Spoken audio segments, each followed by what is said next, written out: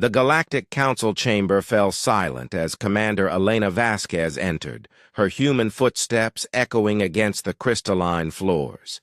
The assembled delegates, towering Krillian warriors with their chitinous exoskeletons, the ethereal Zephyrians, floating in their energy fields, and the massive stone-like Gorvani, watched with barely concealed disdain.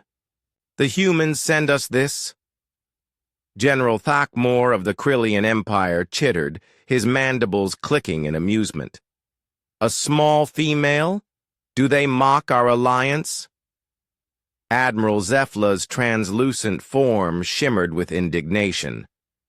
"We face the greatest threat in galactic history, and Earth sends someone who looks like she could barely lift a plasma rifle."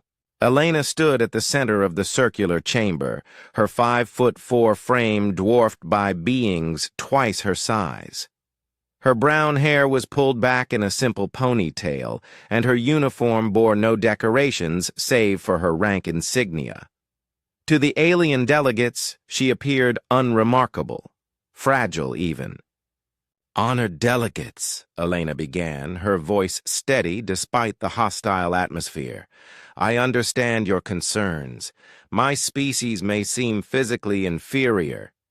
"Seem?" Warlord Gorth of the Gorvani interrupted, his stone-like features grinding as he spoke. "Human, my people can crush metal with our bare hands. The Krillians can survive in the vacuum of space. The Zephyrians can manipulate matter with thought alone. What can your soft, weak species possibly contribute to this war?" Elena's expression remained calm. "Perspective." The chamber erupted in derisive sounds, chittering, harmonic discord, and grinding stone. "The Devourer swarm has consumed 17 systems in 2 months, she continued, raising her voice above the noise. "Your combined fleets, despite their technological superiority, have failed to slow their advance. You fight them as you've always fought, with overwhelming force, superior technology, and individual prowess." "And how else would one fight?" Thakmor demanded. "Like prey fighting a predator." Silence fell like a hammer blow. Elena activated, her holographic display showing the latest tactical data. "The swarm doesn't think like you do. They don't care about honor, territory, or conquest. They're a biological machine with one purpose: consumption. You've been trying to outmuscle them, but they adapt faster than you can escalate." "Then, what do you propose, human?" Admiral Zefla's tone dripped with skepticism. "We stop fighting their swarm and start hunting their queens." Elena manipulated the hologram, highlighting patterns in the swarm's movements that others had missed. "While you've been engaging their main forces, I've been studying their behavior.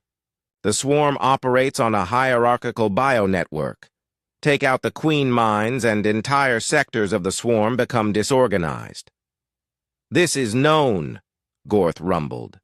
"The queens are protected by millions of drones. No force has ever penetrated their defenses." "No large force," Elena corrected, "but humans. We've spent our entire evolutionary history as persistence hunters. We don't overpower our prey. We outlast it, outsmart it, and strike when it's vulnerable." She pulled up tactical simulations she'd been working on for weeks. Small, fast human ships with minimal energy signatures. We used the swarm's own movement patterns against them, following disrupted wake trails to locate the queens. While your fleets engage the main swarm forces as a distraction, human teams infiltrate the queen ships. "Suicide missions," Thakmor scoffed. "Calculated risks," Elena replied. "My species has a saying, fortune favors the bold. But we also know when to retreat, when to adapt, and when to try something the enemy doesn't expect." The debate raged for hours. The alien delegates questioned every aspect of Elena's plan. pointing out the seemingly impossible odds, the lack of guaranteed success, the potential for devastating losses. But gradually, as Elena answered each challenge with careful analysis and creative solutions, the tone began to shift. 3 months later, the same chamber hosted a very different gathering. The delegates who had once mocked Elena now stood as she entered, their postures radiating respect rather than disdain. "Supreme Commander Vasquez," Takmor said, his chittering now formal and respectful. "The Krillian Empire pledges its continued support to your command." Elena wore the insignia of her new rank, the first human to hold supreme command of an intergalactic alliance. Behind her, holographic displays showed the results of her unconventional warfare.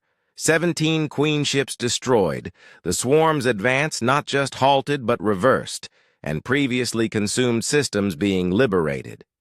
"Your tactics have proven effective," Admiral Zefla admitted, her harmonic voice carrying notes of admiration. "The swarm reels in confusion as we strike from shadows they never thought to defend. The small human ships, the persistence hunting. Strategies." Gorth's massive form shifted in what passed for a bow among his people. "We underestimated the power of thinking like prey that has learned to hunt the hunter." Elena nodded graciously, but her expression remained focused. "This is just the beginning. The swarm is adapting to our new tactics.